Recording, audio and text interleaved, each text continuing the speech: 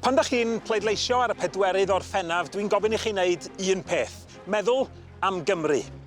Meddyliwch am eich cymuned a'r holl wasanaethau sydd wedi diflannu ar ôl 4 blynedd ar 10 o doriadau i'r ceidwadwyr.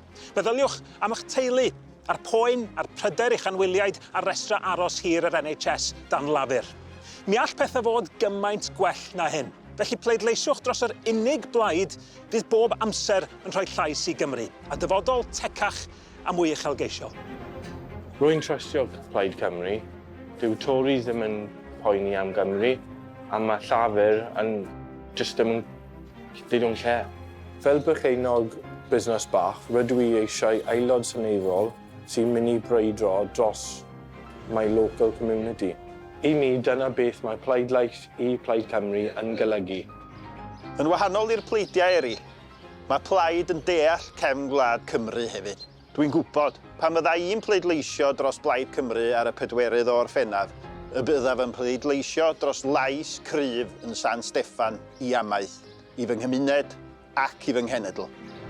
Nid mater o ddewis y prif weinidog nesaf yn unig ydy hyn, ond mater o pwy fydd yn gwneud ei gorau dros Gymru. Oherwydd pwy bynnag sydd yn rhif 10 Street Downing, mae gan y Tories a llafur record hir o siomi Cymru.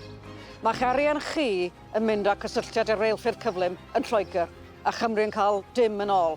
Arian ddyle cael ei wario ar yn NHS yn cysylltiadau cludiant cyhoeddus ni yn hunain. Tegwch ac uchelgais. Dyna beth mae Plaid Cymru eisiau'n glad ni. Dwi eisiau'r gorau i ddyfodol fy mhlant. Mae'r hyn fydden ni'n ei adael i'r genhedlaeth nesaf mor bwysig i fi. Dyna pam fod pleidleisio dros Blaid Cymru jyst yn gwneud synnwyr.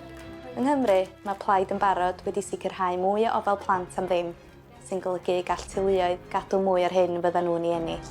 A dwi'n gwybod fod Plaid Cymru yn sefyll dros ddyfodol mwy gobeithiol pan fydden nhw siarad yn San Steffan. Mae hynny'n bwysig iawn i mi. Mae hynny'n bwysig i fi hefyd. Mae amser y ceidwadwyr ar ben, a does gen lafur ddim gweledigaeth go iawn i hunain, a mae angen dal pob llywodraeth o unrhyw blaid i gyfri. Felly meddyliwch am Gymru, meddyliwch am Blaid Cymru.